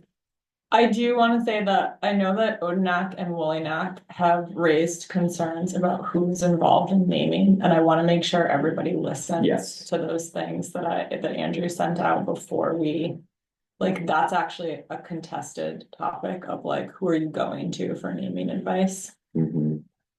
So like, we should just all be really super informed. So like, before we do that, if you haven't listened to that podcast series or like read any of the news about this or like seen any of the work that Dave Whistle is doing at UVM, please just like, I'm actually not going to advocate for one position or another. I just want everyone to be informed. In 2023, she became the new chief of the Abenaki Nation of Missisquoi. Which is like a contested group. Okay. Like the accusation is that like Vermont tribes are not indigenous. So like we should just know that, we should all know that controversy at least before we move forward. That's and as I said, like, I'm not gonna advocate one way or the other, but it's not an insignificant controversy. Yeah. Oh, I think the main thing that they wanted to talk about was Abizi-Menehanek Tree Island. They want to have some interpretive signage, and it is a archaeological site. And so they wanted to begin to gather information about what could be said about the history of the site and the artifacts that have been uncovered. That's why they're saying that. Okay, well, I don't see any pressing need. Okay. Other than saying, unless it comes up that like, this is Did you happening. know the town also is trying to create a park? It's formally on our agenda. It's not a secret. It was a public walk. But anything beyond that, I just wanted to see whether you Yeah. wanted it to actually come up and they would make sure it comes up, or whether you would actively want to ask them not to breach it because we're doing our own. I think we're doing our own thing at this point. We're not there yet. I think is where it is. For me, the And decision also, is- I feel really strongly about this, like, I wanna know that everybody on the committee has like understood this topic before we go there. Like, I don't think that we should be glossing over this Sure. at all, and I don't know, I think it's really, like, this is a time when you could like think you're doing the right thing and actually do Yeah. really significant harm. I've listened to the episodes on it. Great. It's very Um, confusing. Yeah, no, I mean, and thank you for that. Thank you for that concern. I think that's important. So I'm looking for what is the next steps then? What should we be expecting as far as our next update? Because it will be almost a full month until our next meeting. Yeah, I think the goal should be to have the park district at the next meeting to provide Yeah. an update on where the legal conversation is. Can you ask for an update on the GMP? Yeah, I As can, well. I can include that. Yeah. And I think that the pre-application for the discretionary permit, that the town permitting should also be rolling Okay. as we get into November, just given that timeline. Seems like the timeline for that and the timeline for Global Foundries is pretty similar. So try to keep that, both of those things moving forward. Yeah. Okay, that sounds great. So either Tim or Nick, hopefully next week. Next. I did have one unrelated question when we're ready for that last piece of the agenda. Which, I think so. okay. Sounds like we're done with the part. So sure, let's go on to the last piece.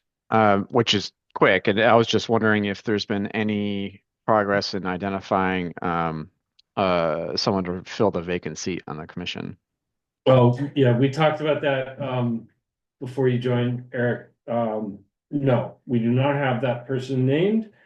There was talk about Laura reaching out to some in the naturalist community, and Reed is gonna do a front porch forum posting. Great. Okay. Good. Thanks for doing that. Yeah. Both of you. It came up in the context of quorums. It would be helpful to have one more member. Yeah. Yeah. I caught that right as I was logging back in. And That's what made me actually, think of it.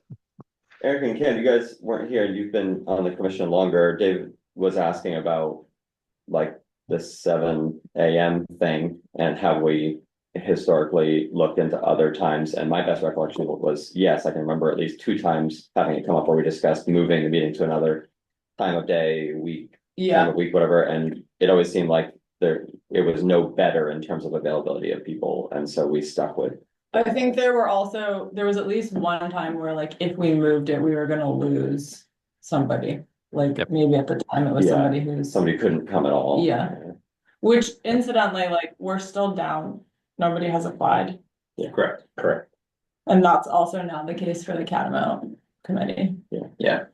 And Throughout committees in town, we have in my time here, this is the most vacancies I think we've had. Do you have friends, neighbors, people you know through work that might be interested? That is, the word of mouth is the best way. And I think it's a good plan to advocate, have commissioners out trying to reach out to the public, because I think that's more effective than the town asking. Yeah, for sure.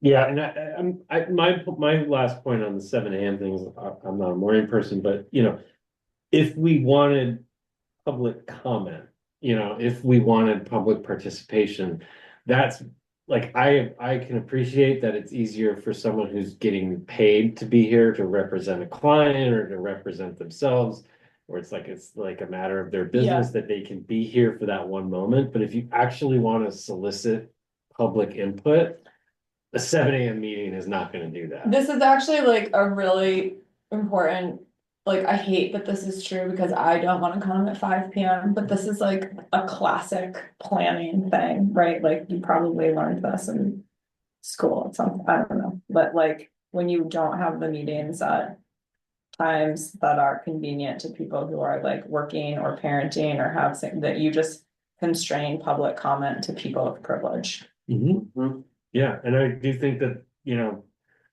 there's no great time for that, but I also think 7 a.m. is definitely borderline exclusionary for the purpose of collecting public comment. I don't know that 7 p.m. would be any better. But I think one way to look at that would be to look at how many members of the public join the other meetings, town meetings that are happening in the evening and afternoon. Sure. Like Energy Committee has been getting between 1 and 3 members of the public roughly. I've been on their meetings for a while now, listening in, so. They're getting very small number of public, and it's pretty much all. It's 50-50 people from Sustainable Williston who are advocating for something right now, so they're there for an agenda item. And 50% people, members of the public commenting on the things on the agenda. Yeah, and I do just wonder if some of our agenda items wouldn't get some higher levels of advocacy, for a more accessible time period. Not necessarily to discuss right now, but I'll just throw out another idea is we could meet once a month at 7 a.m. and once a month at 7 p.m. And I that was just would thinking the give, same. that would give, Just to really screw with our clocks. it really messes things up and, staff has to be available when Yeah. these things happen, but it's a thought. I mean, I will just say that having been a former organizer, consistency is the best approach. Sure. So if you're gonna have a meeting, have the meeting at a consistent time. Yeah. Predictable. Yeah. Because if you're gonna do that, you might as well just have a meeting once a month. And Well, I was just gonna say, are we the only committee that does twice monthly? No, Energy No, committee does, planning yeah. does. okay, It's only DRB, parks and housing are the ones I know of that I do. the, And Catamount. the DRB makes sense if there's a lot of activity. But it does seem kind of odd to me that we have so many meetings, why? you look Well, at our how much, agendas how are much time it full. is. Yeah. Yeah. Every year, if you meet 2 hours once a month, that's 1 day of work. Yeah. 24 Per hours. year. It's a long day, but. Well, or 3 business days, something like that. Right. Yeah. Okay, I mean, I'm not proposing that we, Well, something for us all to be could thinking we about. all just like think about? Yeah, like what, I mean, there's like what works best for us, and then there's like what works best for the community, and so maybe we could just think on both of those questions of like. I don't know. We have a month to think about it, we all Yeah. get a month off, which is nice, thank you all for agreeing that. I have one very quick other business. Well, let me finish my Okay. final thought on this is that, Kim, you raise a really good point about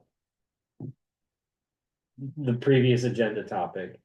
Would you want to have that conversation at 7 a.m. in the middle of the winter with, when the sun's not out, or would you rather have that be, at a different time and a different place? Because if you're trying to get input to a really important conversation like that, we shouldn't be the only ones making that decision, right? Like we should make that, we should hear from other people. Yeah, Right? and I mean, like, I think like there are, like, that conversation of like how we handle that, right? Like, that's a conversation that's being had by like the thing that I was in my head was like, oh, I know the Vermont Land Trust is talking about the same issue and like who they're gonna work with and how they're gonna name things, and like there's a lot of land use organizations that are dealing with that, and it's like there are like broad conversations, and we are managing public land, right? And so yes, that like, and there's gonna be other topics like that where it's like it's actually not our property, Yeah. and we should be engaging, we should be hearing from more people. And also, to Reed's point, how many more people will come if we change the time of day?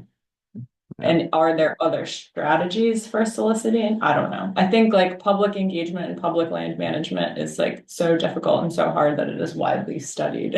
I think I have not reviewed the literature on that, but in my experience also with public engagement and committees like this one, I guess my opinion is that we need to find a time, and personally I think this time works, but find a time that works best for the commission members of the day, and make sure that you get the commission members there so you can have your quorum to conduct business. And then if there are, or when there are topics that we feel require increased public engagement, we hold some sort of other meeting or event or whatever to solicit that engagement on that focused topic. And then I feel like you're more likely to get better feedback from the public rather than just having a standing meeting. And I would say in my limited experience, that probably rings true across many of the town commissions that I've attended, like, but thinking in particular the select board. I would imagine that they see more increased public attendance and engagement, like around when there's specific topics on an agenda, whether it's a budget or something else. Yeah, That's the way I lean with Eric. I like the 7 a.m., but I mean, Wilson 2050 was more of a celebration, but holding specific public outreach events at times that are more conducive to public engagement is the strategy I favor. the other thing with evenings is that like there might be a population that we lose, Mhm. right? Like maybe we lose. Like I was late to Catamount meeting on Thursday because like Nico's swim ended at 5:15 and I can't actually physically 5:30 or get him back home and then get back here in 15 minutes because Yeah, after school activity. physics.